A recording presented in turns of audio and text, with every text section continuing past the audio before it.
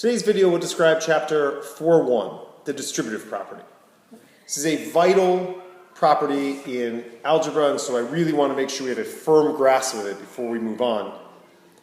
And so the idea here is that what I'm going to do is take this number 5 and I'm going to multiply it times the number that's inside of the parentheses, and currently that number is 12 plus 4. Now keep in mind that order of operation would tell you to simplify this first. So 12 plus 4 is 16, and then 5 times 16 would be 80, but I want you not to use that method because I want to practice using the distributive property so that then when we get to problems that look like this, which we will get to in about 5 minutes, we would know how to solve something like this. So let's come back to the one we do know how to solve. So we already know the answer has got to be 80.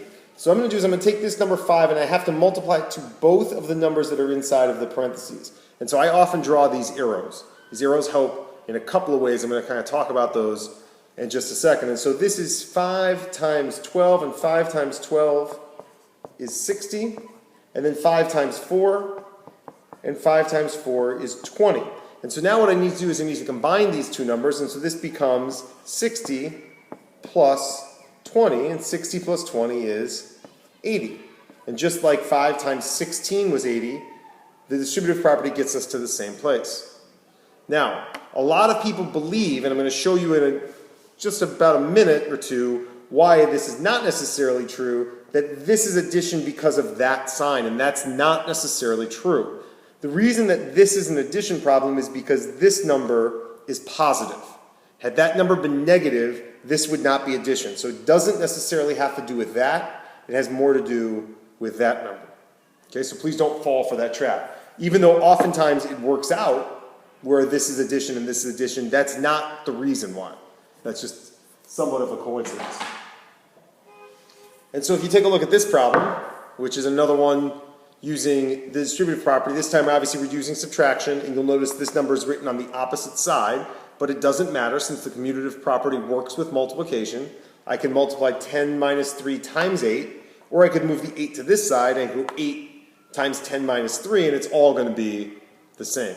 So I take this, and I'm going to multiply it to both numbers, and 8 times 10 is 80.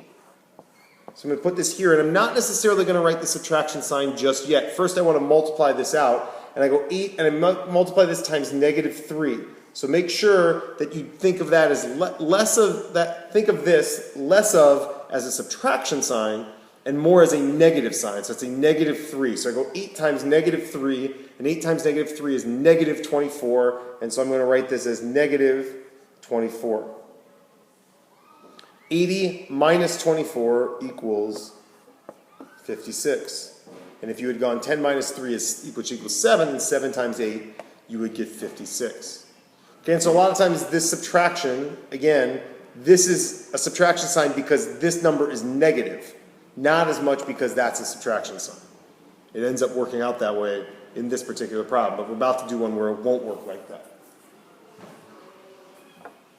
So now let's talk about this slide, the one we showed at the very beginning. So this one obviously has letters.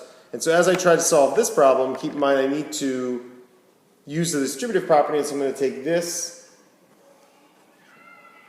4 and multiply it times the x, and then multiply it times the 5. And 4 times x is 4x, and then 4 times 5 is positive 20.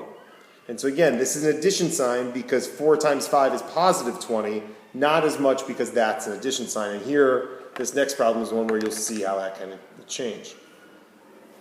So I got negative 9, and I'm multiplying negative 9 times p minus 7. So I need to take this negative 9, I need to multiply it there, and multiply it here.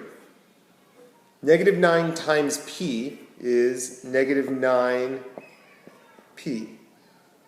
Now, negative 9, so I'm taking this number, times this number, negative 9 times negative 7. Negative 9 times negative 7 is positive 63. So this is plus 63. So I got negative 9p plus 63. So you got to really be careful when you get negative signs both here and then obviously this as the subtraction sign. Okay, and so I want you to really start to think of that subtraction sign almost as making this a negative number. right? And the reason why that works, for those of you interested in the magic behind this, is that p plus negative 7 is the same as p minus 7.